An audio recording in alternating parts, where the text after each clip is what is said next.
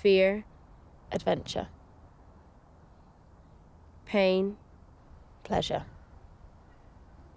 family, friends, comfort, discomfort,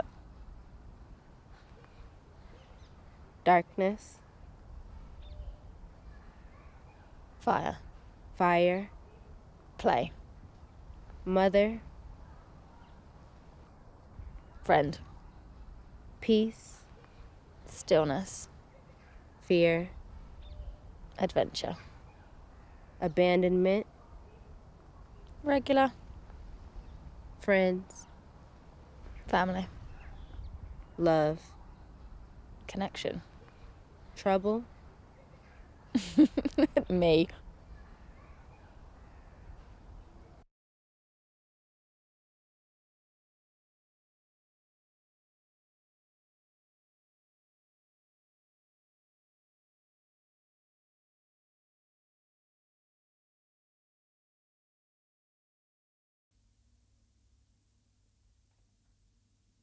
I was 25. And at that time, I think, 25 was even then considered, all right, okay, this is, you're on the downward slide. It was interesting because I'd previously, I thought I was pregnant. I had a test and I was told I was pregnant, only to have them phone me back going, you're not pregnant. And it was, it was weird because after that, for some reason, I went to Australia with Jade's father. And I just thought, oh, right, I'm just not going to get pregnant. It's not going to happen to me. And then I got pregnant, and it was a very weird thing because it wasn't, oh, my God, I'm pregnant, I'm going to have a baby. It wasn't that thing of like, I don't want it. And it wasn't, I really do. It was just like, oh, right, then this is happening. From the moment I held her, I didn't have that confidence, and I didn't have that. I never was. And it was always the thing that I was like, I really don't want you to be like me. She was always sending me photos of going, look, I'm standing on this, and look how, and no, I need to lay down and crawl on my hands and maybe look over the edge. No, I'm sorry, no, I'm not going near that edge of anything. She's like, yes, of course I'm scared, but that's what's exciting. And I think to have that twist on things, even if it scares you, do it.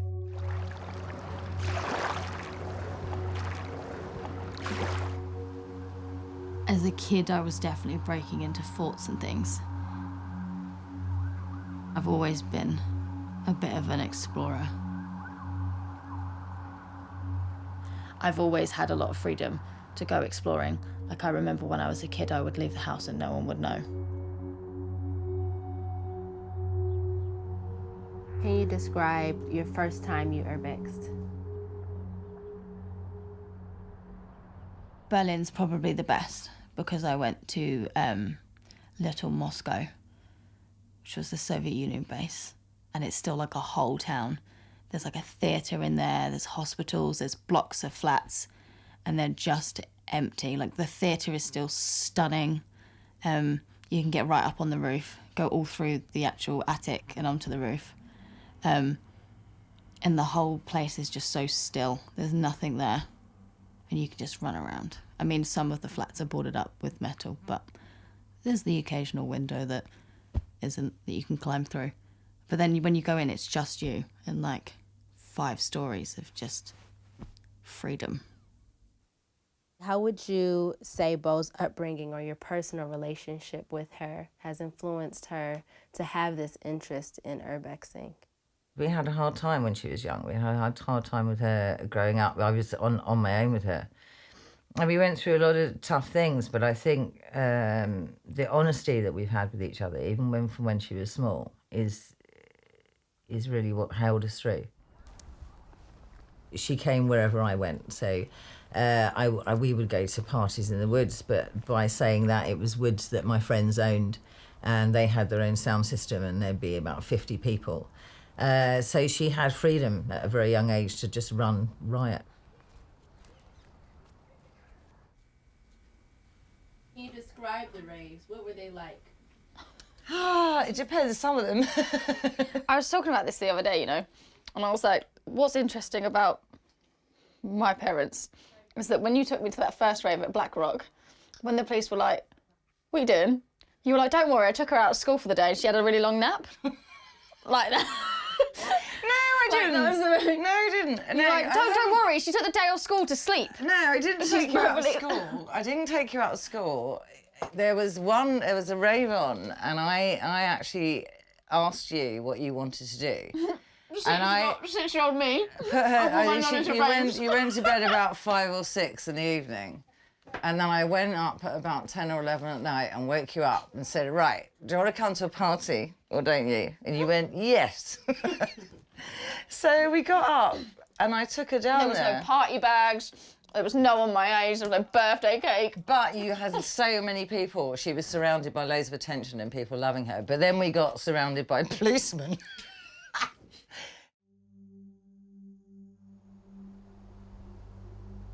I like the idea of being in a building, but feeling like you're out in nature.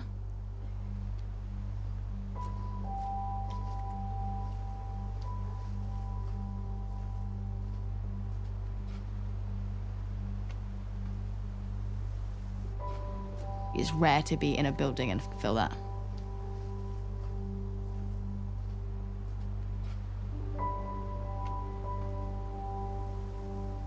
Completely alone and free. I just find it exciting.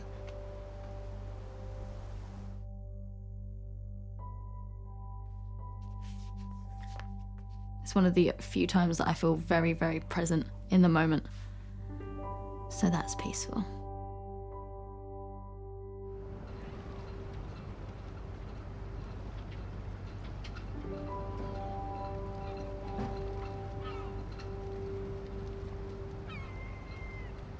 The adrenaline's going because it's naughty and it's definitely against the rules. What a contrast though, rebellious peace.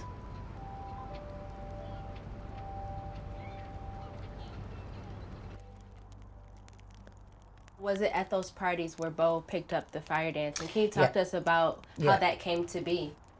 That was just in the woods, and some friends of mine could already do fire poi.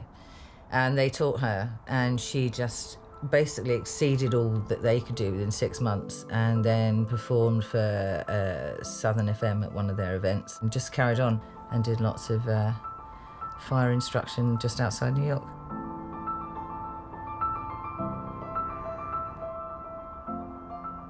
I love fire.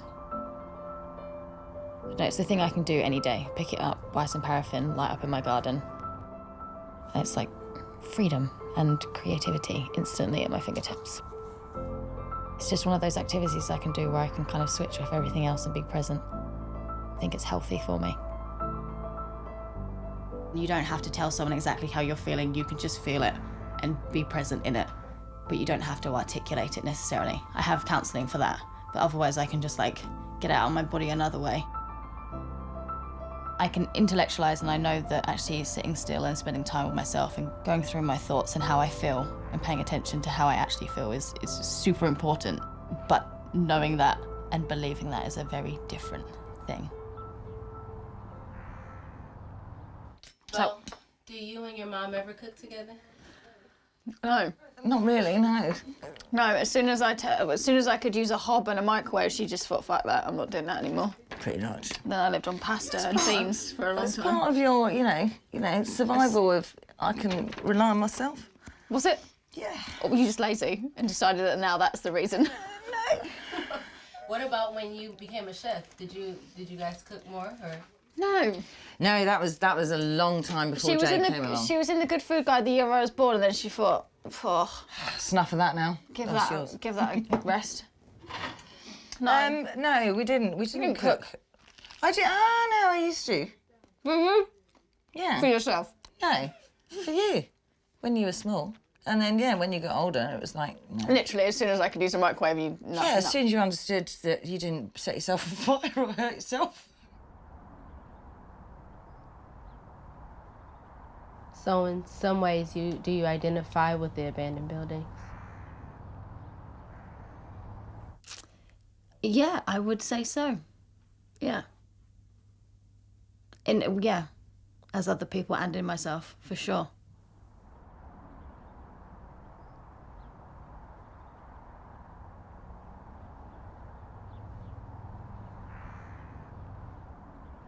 They're beautiful in their own right, even though they've been left behind.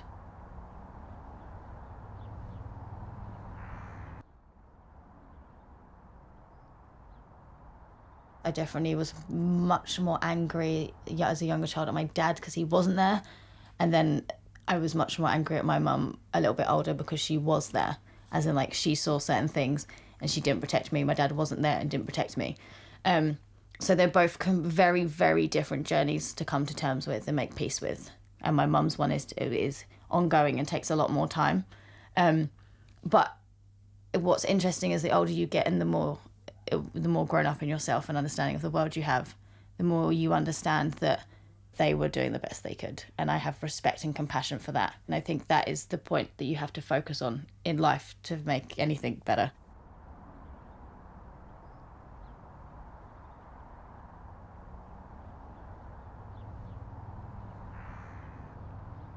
What is it about abandoned buildings that you like?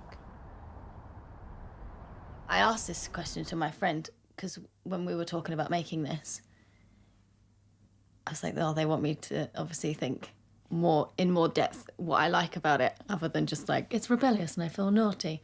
And I was like, I think it's because I find beauty in the lost.